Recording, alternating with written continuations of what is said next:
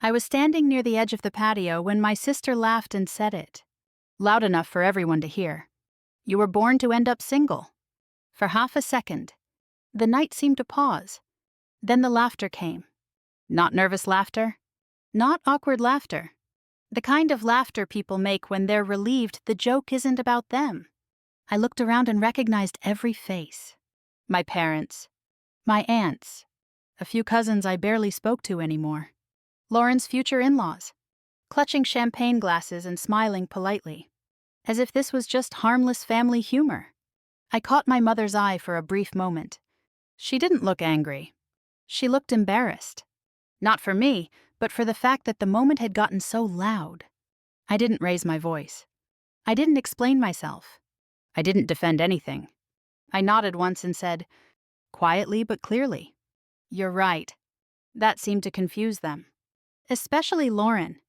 While the laughter was still rippling through the group, I slipped my phone out of my purse and typed a single sentence to my husband. "Lock the $5.2 million project."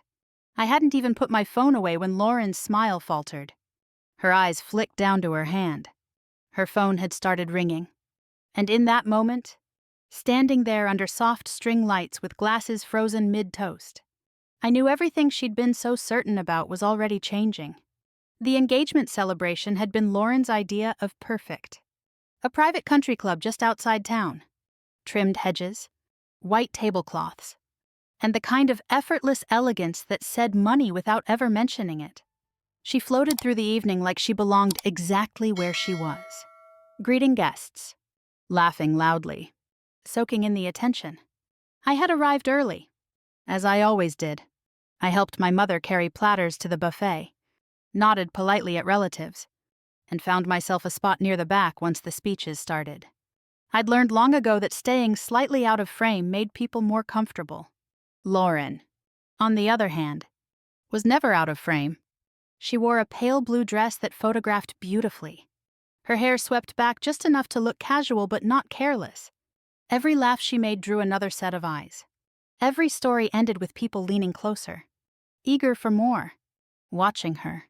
You would think confidence was something she'd been born with. In our family, that was the story everyone told. My role had always been simpler. The quiet one, the difficult one, the one who never quite fit the picture everyone else wanted to frame. I was the sister people worried about in hushed tones and discussed in vague phrases like "she'll figure it out eventually." As guests filtered in, I heard the same comments I'd heard for years. "She works nights, right? Still at that hospital. She's very particular. Independent. I guess independent was the word they used when they didn't know what else to say." Lauren made her way over to me halfway through the evening, already flushed from compliments and champagne. She looped her arm through mine as if we were closer than we were. "Are you having fun?" she asked, smiling wide enough for the people behind her to see. "I am," I said. It wasn't a lie. I felt oddly calm. She glanced around the patio, then leaned in slightly. "You should talk to Aunt Marie. She keeps asking about your love life." There it was, the familiar nudge, the reminder of where I stood in the family story. Before I could answer, someone called Lauren's name, and she was swept away again, laughing, radiant, entirely at ease being admired. I stayed where I was. When it came time for the informal toasts, Lauren took center stage without hesitation. She thanked everyone for coming, for supporting her, for believing in her. Her words were warm, polished, and perfectly timed. People nodded along, already emotional. Then she looked straight at me.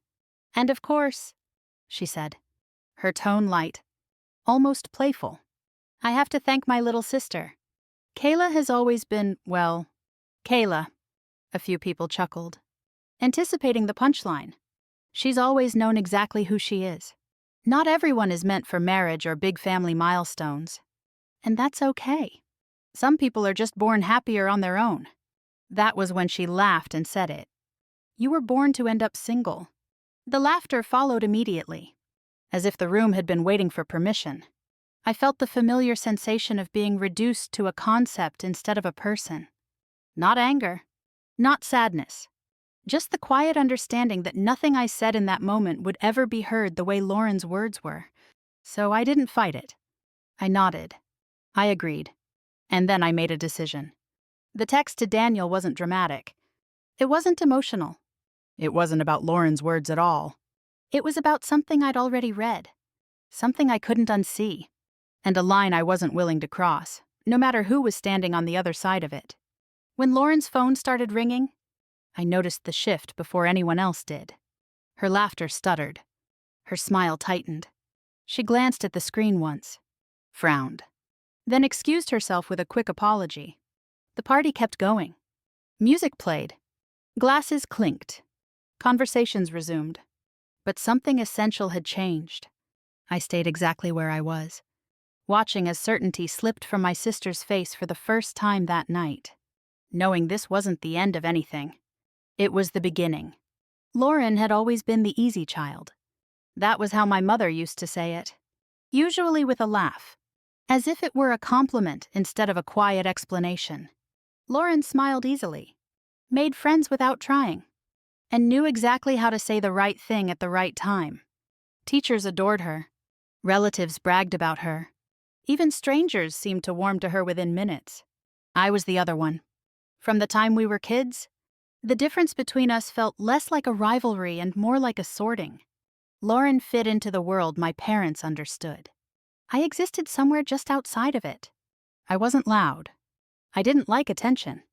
I asked too many questions and hated pretending I knew answers I didn't. At family gatherings, Lauren was pulled into conversations and praised for her achievements. I hovered near the edges, answering questions politely, waiting for the moment someone would excuse themselves to refill a drink. "How's school?" they'd ask. "Good." I'd say, "That's nice." They'd reply, already turning back to Lauren. As we got older, the questions changed. But the tone didn't. Lauren's milestones were announced with enthusiasm. Her promotions, her new apartment, her engagement. Each one was treated like proof that she was doing life correctly. My life inspired concern. My mother worried aloud that I worked too much. My father suggested, more than once, that I might be happier if I tried something less demanding. No one ever said they were proud of me. They said they hoped I wasn't burning myself out. I became a nurse because I liked knowing I could help someone in a real, immediate way. I liked the order of it, the responsibility, the fact that patients didn't care whether I was charming, only whether I was competent. It never occurred to me that this would be seen as a lesser ambition. But in my family, it was night shifts again. My mother would say, "You'll never meet anyone like that." Lauren would smile sympathetically. "She's always been so particular. She knows what she wants." That word followed me everywhere. Particular, difficult, independent. It was never meant kindly. Every holiday brought a variation of the same conversation. Someone would ask if I was seeing anyone. Someone else would jump in before I could answer. Laughter would soften the edges of the judgment, but it never erased it. I learned quickly that explaining myself only made things worse. The more I talked about my choices, the more they were examined. The more I justified my life, the more it seemed to invite commentary. So I stopped. I showed up. I smiled. I listened. I answered questions in short, harmless sentences and changed the subject back to Lauren whenever I could. It was easier to let them believe I was exactly who they'd already decided I was. Lauren, meanwhile, learned early how useful my role was to her. She never had to say she was better than me. She just had to let the comparison exist. When relatives worried about my future, Lauren looked accomplished by contrast. When my parents fretted over my choices, Lauren's path seemed even more impressive. Her concern for me always arrived wrapped in advice. "You should put yourself out there more," she'd say. "You hide too much. People don't know how to take you," she'd add, as if that were my responsibility. She spoke as though she were helping me, never noticing how often her help came at my expense. My parents never corrected her. My mother mistook her comments for care. My father stayed silent, which somehow made everything louder. When I tried to explain how those moments made me feel, the conversation always ended the same way. "You're too sensitive." My mother would say, "Lauren's just being honest." Honest, in our family, was a word that excused a lot. By the time I was in my 20s, I understood something clearly. There was no version of me my family was waiting to discover. They weren't misunderstanding me. They were comfortable with the version of me they had. That realization didn't make me angry. It made me cautious. I learned to separate the parts of my life that were mine from the parts my family felt entitled to discuss. I didn't volunteer information. I didn't share plans. I didn't bring pieces of myself into rooms where they would be handled carelessly. What they didn't know, they couldn't criticize. At work, my world looked very different. Doctors trusted my judgment. Patients held my hand and thanked me for listening. I was relied on in ways my family never acknowledged. When something went wrong, people looked to me to fix it. Then I'd go home for Thanksgiving and be reminded that, in their eyes, I was still the one they worried about. I noticed the pattern long before I named it. Lauren needed me to stay exactly where I was so she could continue being who she thought she was. The moment I stepped outside that frame, the story would stop making sense. So I didn't step out. I didn't correct assumptions. I didn't argue when they underestimated me. I didn't push back when Lauren joked at my expense. Silence became my shield. By the time the engagement celebration arrived, I had been practicing that silence for years. What they never understood was that silence isn't the same thing as emptiness. It's not confusion or weakness. Sometimes it's a decision. Sometimes it's the only way to protect something good from people who don't know how to treat it. And sometimes it's the calm before something finally shifts. I drove home from the engagement party with the windows down, letting the cool air steady my thoughts. The laughter kept replaying in my head, not because it hurt, but because it finally made sense. For years, I'd tried to understand why nothing I did ever seemed to change how my family saw me. Standing there that night, watching Lauren bask in attention while casually reducing me to a punchline, I realized the answer was simpler than I'd wanted to admit. They weren't confused about me. They were comfortable with the version of me that made their lives easier. When I pulled into the driveway, the porch light was already on. Daniel was waiting inside, still awake, a mug of tea in his hands. He looked up the moment I stepped through the door and didn't ask how it went. He never did. He could read my face well enough to know when words would only complicate things. "You okay?" he asked. "I am," I said, and meant it. That was the thing my family never understood. I wasn't lonely. I wasn't waiting for my life to start. I had already built it. Quietly, deliberately, without an audience. Daniel and I had married 3 years earlier in a small courthouse ceremony on a weekday afternoon. No photographer, no speeches, just us. A judge who smiled kindly, and a sense of certainty that felt stronger than any celebration ever could. We went out for dinner afterward, talked about work, laughed about nothing in particular, and went home as if we'd simply decided to keep choosing each other every day. No one in my family knew. It wasn't because I was ashamed. It wasn't because Daniel asked me to hide him. It was because I knew exactly what would happen if I didn't. My marriage would become a topic, a comparison, a thing to be examined, questioned, and measured against Lauren's milestones. I wasn't willing to let something that mattered so much to me be reduced to dinner table commentary. So I kept it to myself. Daniel understood. He never pushed me to explain. He knew how deeply my work mattered to me, how carefully I protected the parts of my life that felt real.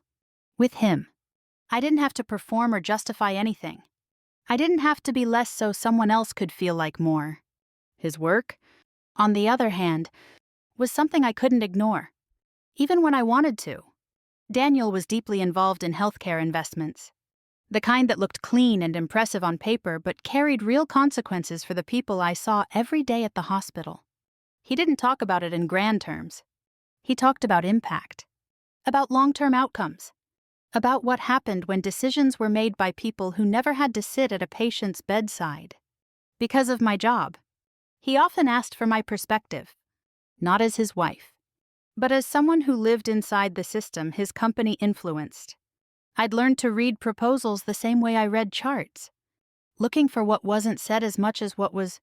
That was how I'd seen the project Lauren was so proud of. Daniel hadn't known it was connected to my sister when he first mentioned it.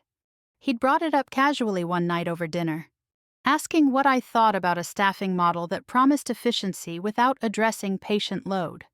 I'd frowned, already uneasy, and asked to see the details. I recognized Lauren's fingerprints almost immediately. The language was polished. The confidence was absolute. The assumptions were dangerous. It wasn't about the money. It never was. It was about what would be lost quietly. The way corners were cut where no one would notice until it mattered. I didn't say anything then. I didn't warn Lauren. I didn't intervene. I kept my thoughts to myself and trusted Daniel to do what he always did. Look at the whole picture before making a decision. That trust was part of why I loved him. At the hospital, my life remained exactly as my family imagined it. Long shifts. Scrubs. Tired feet. I moved through hallways that smelled faintly of antiseptic and coffee. Handling real problems with real consequences. Doctors asked my opinion. New nurses followed my lead. Patients squeezed my hand and thanked me for staying when they were scared. No one there thought I was difficult. They thought I was reliable. The contrast was something I'd grown used to. I could go from managing a critical situation at work to sitting at a family dinner where my biggest accomplishment was not saying the wrong thing. The difference didn't anger me anymore. It clarified things. I had stopped correcting people a long time ago. Not because I couldn't, but because I didn't need to. Anyone who benefited from misunderstanding me wasn't someone I needed to convince otherwise. That night, after the party, Daniel asked if I wanted to talk about it. I shook my head and leaned into him instead. Some moments didn't need to be unpacked. They needed to be acknowledged and then left behind. Later, as we sat together in the quiet, he mentioned that the healthcare project he'd been reviewing was reaching a decision point. He didn't sound excited. He sounded thoughtful. There are concerns, he said. The numbers work. The ethics don't. I nodded, already knowing what that meant. As I lay awake that night, I thought about the way Lauren had laughed, about how easily words could shape a room when everyone was ready to agree. I thought about how often silence was mistaken for absence. I wasn't absent. I was choosing, carefully, what parts of myself the world was allowed to touch. And I had a feeling that soon, that choice was going to matter more than anyone realized. By the time Lauren started calling the project her turning point, everything in her life seemed to orbit around it. She talked about it the way people talk about inevitabilities, not possibilities. This wasn't just another contract. This was the deal that would secure her promotion, validate every long night she'd spent at the office, and prove, once and for all, that she was exactly where she belonged. The engagement, the wedding, the career leap forward. In her mind, they were all parts of the same story, unfolding perfectly and on schedule. Whenever the family gathered in the weeks leading up to the party, Lauren found a way to mention it. They're expanding into 3 new regions, she'd say casually, as if she weren't rehearsing the line. It's exactly the kind of growth leadership loves. My parents nodded along, impressed. My mother beamed with the kind of pride she reserved for accomplishments she understood. My father asked practical questions about timelines and titles. Lauren answered smoothly, confident, already speaking as if the outcome were decided. I listened and said very little. Lauren worked in healthcare administration, which sounded close enough to my world that people assumed we understood each other's work. In reality, the overlap was mostly theoretical. Where I dealt with patients and staffing shortages and the realities of care, Lauren dealt with projections and presentations and the language of efficiency. She believed in optics. She believed in momentum. She believed that confidence could smooth over anything if you wore it convincingly enough. This firm is known for being selective, she told me once over brunch, lowering her voice as if sharing a secret. But they like me. They know what I bring to the table. I didn't ask how she knew. I already understood the answer. Lauren had always assumed that access followed effort, and that effort, in her case, would always be rewarded. What she didn't know was that I had already read the proposal she was so proud of. Daniel had brought it home one evening in a thick folder, the pages still warm from the printer. He hadn't said Lauren's name. He didn't need to. He asked me to look at it because he trusted my instincts, because he knew I would read past the surface. I spread the documents out on the kitchen table after dinner. The language familiar enough to feel comfortable. The details unsettling enough to make me pause. The numbers were impressive. The savings projections were bold. The assumptions were optimistic to the point of recklessness. The staffing models jumped out at me immediately. They looked fine if you'd never worked a night shift. If you'd never watched one nurse juggle too many patients because budgets were tight and coverage was thin. If you'd never seen what happened when care was treated as a variable instead of a responsibility. I didn't need to guess who had signed off on those decisions. The tone was unmistakably Lauren's. Confident. Decisive. Certain that the real world would bend to match her projections. I felt the conflict settle in my chest. Heavy but controlled. Lauren was my sister. This project was her future. And yet, the implications went far beyond family loyalty. Daniel noticed my expression without asking. He never pushed when silence carried more information than questions. "This one worries me," he said finally. "It should," I replied. That was all either of us needed to say. Lauren continued to speak about the project as if it were already hers. She mentioned meetings with senior leadership, hinted at announcements that would come after the wedding, joked about how exhausting it would be to plan a honeymoon around a promotion. "Everything's lining up," she said more than once, smiling as if daring the universe to disagree.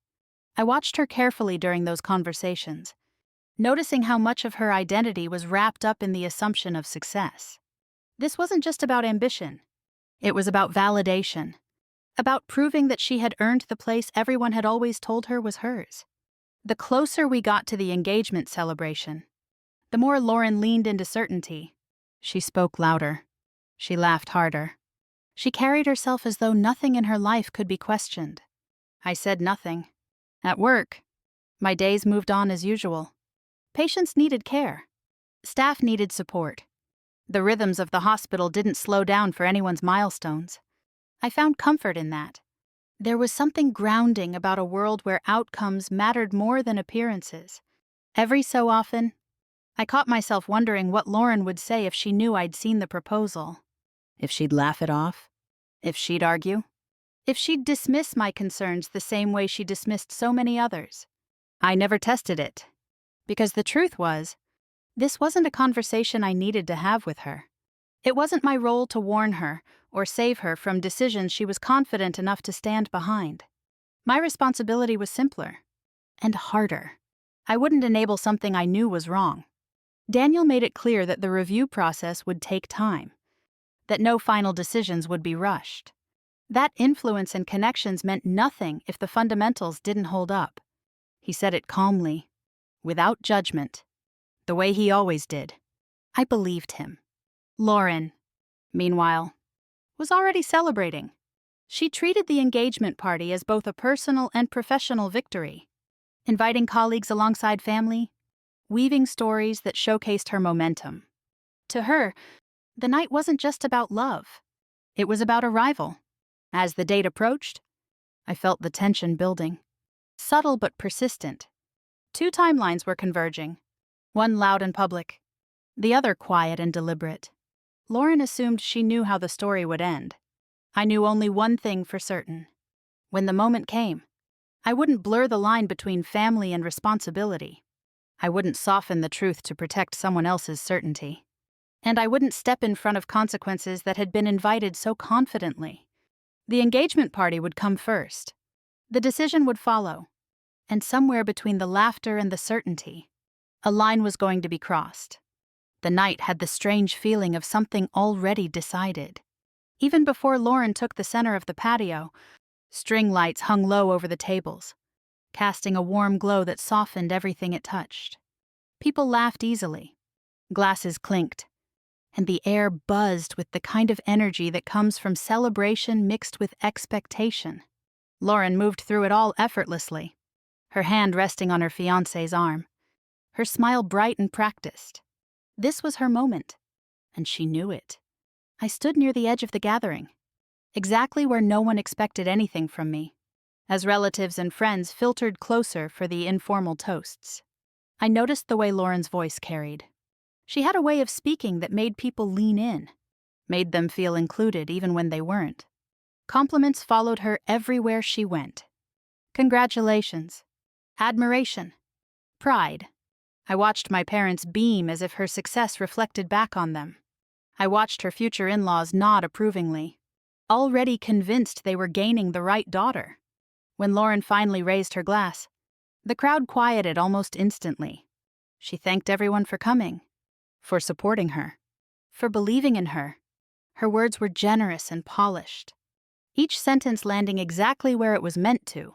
She spoke about love, about partnership, about how grateful she felt to be surrounded by people who understood what commitment really meant. Then she turned toward me. It was subtle at first, a shift in her posture, a pause that felt deliberate. And of course, she said, smiling wide, I have to mention my sister, Kayla. A few people chuckled softly, already expecting something amusing. She's always been different. Lauren continued, she's very independent, very particular. She knows exactly what she wants, even if what she wants doesn't look like everyone else's idea of happiness. The room relaxed, ready to laugh. Some people just aren't meant for marriage, she added lightly. And that's okay. Then she laughed and said it, like a punchline everyone was supposed to enjoy. You were born to end up single. The laughter came fast and loud.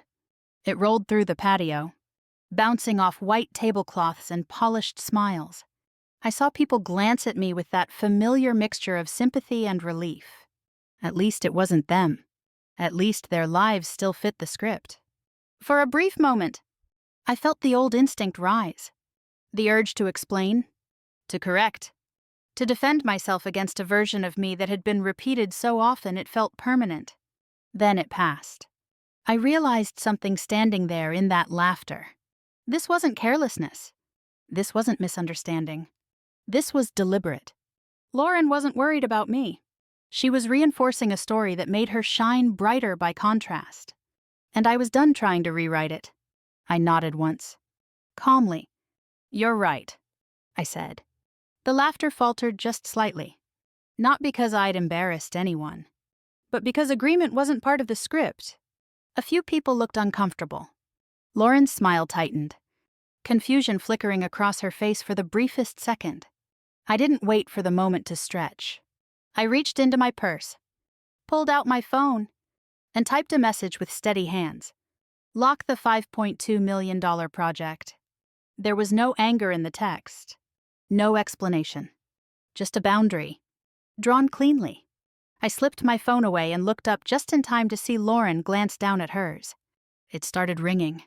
Her smile froze, caught halfway between confidence and confusion. She tried to ignore it at first, waving it off with a laugh. But it rang again, and again. Excuse me, she said, stepping away from the group. Her voice still light, but her eyes sharper now. The party resumed around her. Music picked back up. Conversations restarted, though a little less fluid than before. People pretended nothing had shifted. Even as they watched Lauren from the corners of their eyes, I stayed where I was. From across the patio, I could see Lauren pacing near the edge of the lawn, her laughter gone. Her posture changed as she listened, one hand pressed flat against her side as if grounding herself. She spoke quietly, nodded once, then again, her movements stiff. 12 minutes passed before she returned. Her smile was back, but it didn't reach her eyes. She rejoined her fiancé, murmured something in his ear, then forced another laugh as someone congratulated her. The confidence that had filled her earlier was gone, replaced by something tight and brittle. No one asked what the call was about. They didn't need to. The energy had shifted enough for everyone to feel it. I felt strangely calm, There was no rush of triumph, no satisfaction in watching her unravel.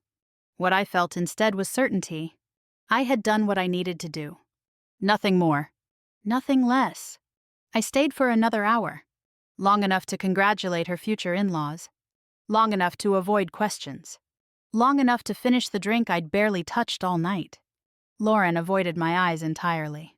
When I finally left, no one noticed. The drive home was quiet. The laughter from earlier felt distant now, like something that had happened to someone else. I replayed the moment in my head, not with bitterness, but with clarity. This wasn't revenge for a cruel joke. It was the natural outcome of choices made long before that night. Lauren had assumed certainty protected her from consequence. I knew better. By the time I reached my front door, my phone buzzed once. A single word from Daniel. Done. I exhaled slowly, feeling the weight of the evening settle into something solid and manageable. Whatever came next would be uncomfortable. There would be questions, accusations, demands for explanations I wasn't obligated to give. But for the first time, I wasn't bracing myself for impact. I had already stepped aside and let the truth move forward on its own terms. The party didn't end when Lauren stepped away to take that call. It just kept pretending nothing had changed. People refilled their glasses. Someone turned the music up a notch. A few guests laughed a little too loudly, the way people do when they sense tension but don't want to acknowledge it. From a distance, the celebration still looked perfect. Up close, it felt brittle. Lauren returned to the center of the patio with a smile that didn't quite settle into place. She slipped her phone into her clutch as if it had burned her hand and leaned into her fiancé, nodding along to a conversation she clearly wasn't hearing. Every few minutes, her eyes flicked back to the screen, her confidence leaking away in small, almost invisible gestures. No one asked her what was wrong. That was the thing about certainty. People trusted it right up until the moment it disappeared. I stayed another hour, moving through the evening quietly, congratulating relatives, thanking Lauren's future in-laws for hosting such a beautiful event. I didn't seek her out. I didn't avoid her either. There was no point in either. Whatever had been set in motion wasn't something that could be smoothed over with polite conversation. When I finally left, I did it the same way I always did, without announcement. I hugged my parents, accepted my mother's distracted smile, and walked out under the string lights as if nothing about the night had been remarkable. The drive home was uneventful. No dramatic phone calls. No messages demanding explanations. Just the steady hum of the road and the feeling that something had crossed a threshold. At home, Daniel was waiting for me. He didn't ask questions. He never rushed moments that needed space. "It's done," he said simply. I nodded. I know. There was no celebration. No sense of victory. Just a quiet understanding that a line had been drawn and held. The first official sign came the next morning. I was halfway through a shift when my phone buzzed with a message from my mother. It wasn't accusatory. It wasn't even specific. It was the kind of text people send when they're trying to sound casual about something that clearly isn't. "Lauren's having a rough morning. Something about work. Do you know anything?" I read it once, then put my phone back in my pocket. By the time my shift ended, the family group chat had woken up. Messages flew back and forth, filled with speculation and concern. That deal was basically finalized. Wasn't it? This seems sudden. Companies don't just change their minds overnight. Lauren hadn't said anything yet. That worried them more than the news itself. I went home, showered, and made dinner as usual. The normalcy felt intentional. This wasn't something that required immediate reaction. It required patience. Later that evening, Lauren called. I let it ring. When she called again, I answered. "Do you know anyone at that firm?" she asked without preamble. Her voice was tight, clipped, the confidence from the party completely gone. "Anyone at all?" I paused, just long enough for her to feel it. "Why?" I asked. "Because this doesn't make sense," she snapped. They were enthusiastic. They were responsive. This wasn't supposed to happen. I could hear the edge creeping into her voice. The frustration she usually kept well hidden. "I don't know what to tell you," I said calmly. "Deals fall apart all the time." "That's not helpful," she shot back. This was different. "So you thought," I replied. She hung up without saying goodbye. The next day, the speculation turned sharper. Lauren told my parents the rejection had been unusually final. No requests for revisions. No future opportunities implied. Just a polite but unmistakable no. My father suggested it might be internal politics. My mother wondered if Lauren's company had offended someone. Lauren herself paced the living room, replaying every meeting, every email, searching for the moment where things had gone wrong. Eventually, her gaze landed on me. "You're quiet," she said. "I usually am," I replied. She stared at me, suspicion flickering across her face before she pushed it down. At that point, the idea that I could have anything to do with this still felt absurd to her. I was her little sister, the nurse, the difficult one who didn't understand how these things worked. It was easier to believe in sabotage from strangers than to question the hierarchy she'd relied on her entire life. Over the next few days, the pressure mounted. Lauren's company started asking questions. Her promotion timeline, once so certain, suddenly felt fragile. Conversations she'd expected to be congratulatory turned cautious. Her engagement joy faded into the background, replaced by restless energy and constant phone checks. She stopped talking about the future and started worrying aloud about damage control. I watched it all from a distance. At no point did I feel tempted to intervene. The proposal had been reviewed thoroughly. The concerns were real. The decision wasn't personal, even if the consequences felt that way to Lauren. That distinction mattered to me. When Lauren finally confronted me directly, it wasn't with anger. It was with desperation. "You work in healthcare," she said one evening, her tone careful. "You understand how these firms think. If you know anyone who could explain what happened..." She didn't finish the sentence. She didn't have to. I met her eyes and held them. "I don't think this is something you can fix by knowing the right person," I said. Her jaw tightened. "That's not an answer." "It's the only one I have." She studied my face for a long moment, as if seeing me clearly for the first time. Whatever she saw there made her look away. The truth was moving closer now, whether either of us wanted it to or not. The assumptions that had protected her certainty were starting to crack, and once they did, there would be no way to put them back together. I felt it settling in my chest, not as dread, but as inevitability. The confrontation was coming, and this time, there would be no laughter to soften it. The confrontation didn't happen in a dramatic setting. There were no raised voices or slammed doors. It happened in my parents' kitchen on a quiet weekday evening. The kind of place where everything uncomfortable had always been discussed under the guise of normalcy. The table was cleared except for untouched cups of coffee. Lauren sat across from me, her posture rigid, her confidence stripped down to something sharp and restless. My parents hovered near the counter, pretending to busy themselves while listening to every word. Lauren didn't waste time. "You knew," she said, her voice tight. "You knew someone at that firm?" I met her gaze without flinching. "I know people in a lot of places." "That's not what I mean," she snapped. "This wasn't random. The rejection was too final.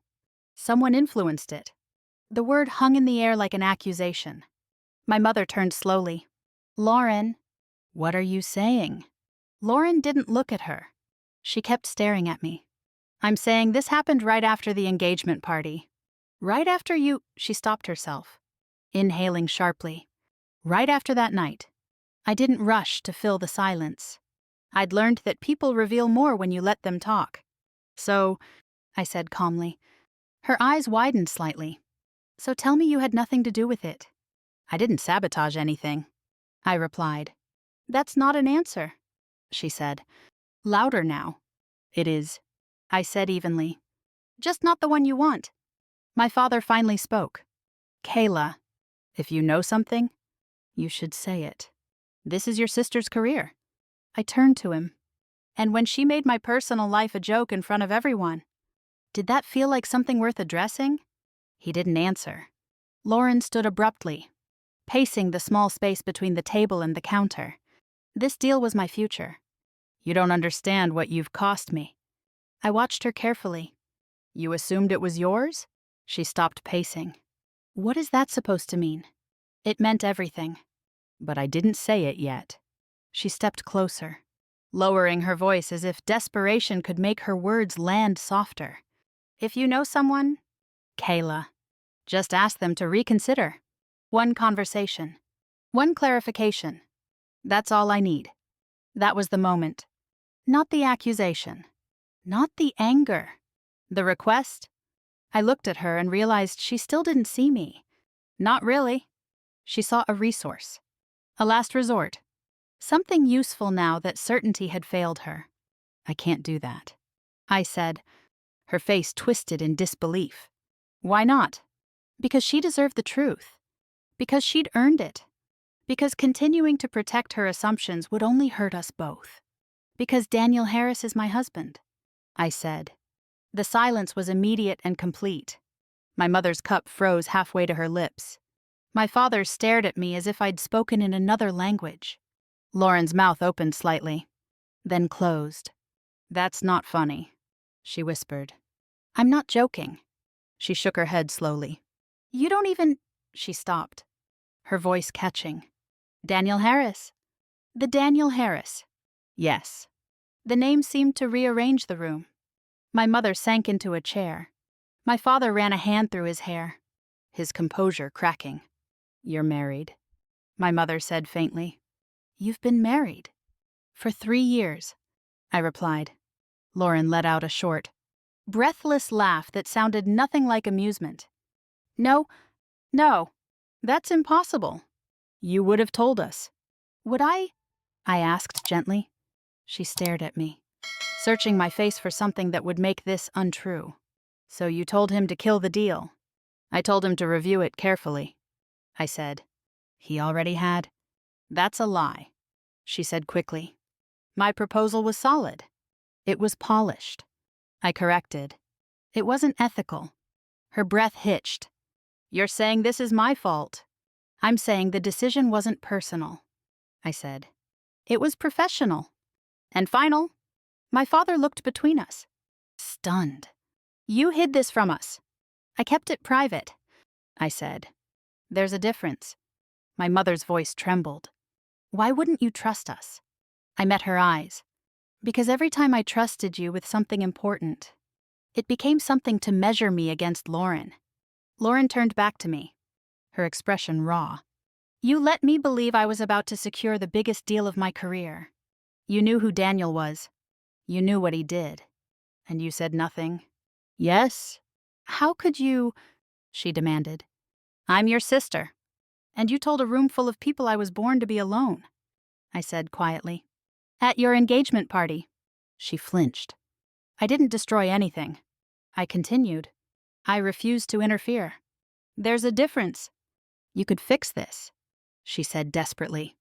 You could ask him. He'd listen to you. I shook my head. He already listened. To the facts. Her voice broke. Then I'm done. I'll never recover from this. That's not true, I said. But you'll have to recover without shortcuts. She collapsed back into her chair, staring at the table. The certainty that had carried her for so long was gone, replaced by something smaller and far more honest. My parents said nothing. There was nothing left for them to say. I stood, picking up my coat. I didn't tell you about my marriage because I needed one part of my life that wasn't dissected. I didn't intervene in this deal because I won't trade my integrity for anyone's approval. Not even family. Lauren looked up, tears in her eyes. So that's it. Yes, I said. That's it. As I walked out, I felt no triumph. No regret either. Just the steady calm that comes from finally standing in the truth without shrinking it to fit someone else's comfort. The story Lauren had relied on was gone now. And for the first time, we were all forced to face what remained. The house felt quieter after that night, as if the truth had rearranged the air itself. For a while, no one reached out. Not Lauren. Not my parents. The silence wasn't dramatic or angry, it was unsettled. Cautious. The kind that follows a long-held belief finally collapsing. I let it be. Some things need space before they can be understood. My life didn't change in any visible way. I still woke up early for my shifts, pulled on scrubs, and stepped into the controlled chaos of the hospital. Patients still needed reassurance. Colleagues still relied on me. The work still mattered in the same steady way it always had. If anything, it grounded me. Lauren's world, on the other hand, shifted quietly but unmistakably. The project was officially closed. The promotion that had felt inevitable was no longer mentioned. Conversations she once dominated now circled around her carefully, as if people weren't sure where she stood anymore. The wedding plans continued, but without the same certainty. Less performance. Fewer grand statements. I heard about it all secondhand, through relatives who suddenly seemed unsure how to talk about either of us. A few weeks later, my mother called. Her voice was softer than I remembered. "We'd like to see you," she said. "If you're willing." I met my parents for coffee, neutral ground where expectations felt lower. They looked older somehow, as if the illusion they'd lived inside had been doing more work than they realized. "We owe you an apology," my father said quietly, "for not seeing you." I didn't rush to accept it. "We thought you were struggling," my mother added. "We worried. You didn't ask," I said gently. "You assumed," she nodded, tears filling her eyes. For the first time, she didn't argue. Reconciliation didn't happen all at once. It came in small moments, questions asked without judgment, silence that felt thoughtful instead of dismissive. It wasn't perfect, but it was honest. Lauren didn't reach out right away. When she finally did, it wasn't with anger or blame. It was with exhaustion. We met for coffee. Just the two of us. She looked different. Not defeated, but quieter. Less certain of how she was supposed to be seen. "I've been in therapy," she said after a long pause, "trying to understand why I needed you to be less." I listened. "I built my identity on being the successful one," she continued. "If you weren't struggling, then I didn't know who I was." It wasn't an excuse. It wasn't a full apology either. But it was a beginning. "I don't expect you to fix anything," she said finally. "I just wanted you to know I see it now." "That's enough," I replied. Our relationship didn't transform overnight. It probably never will. But something fundamental shifted. The hierarchy she'd relied on was gone. And without it, we were forced to meet each other honestly, or not at all. Daniel and I celebrated our anniversary quietly, the way we always did. A simple dinner, a walk, no announcements, no explanations required. He never once suggested that what happened was revenge. He knew better. It was boundaries. I thought often about that moment at the engagement party. The laughter, the certainty, the way agreement disarmed more than argument ever could. For years, I'd believed strength meant proving myself, standing up, speaking louder. I was wrong.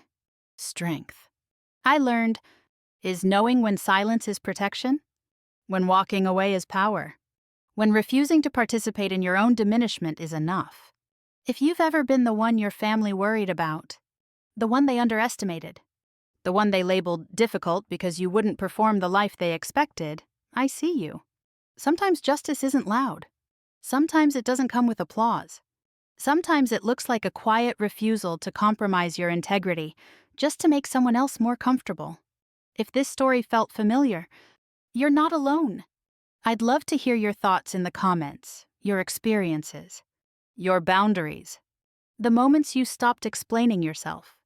And if you want more stories about quiet strength, family drama, and the kind of justice that doesn't need permission, stay with the channel and subscribe. There are plenty more where this came from. This story is fictionalized for dramatic effect.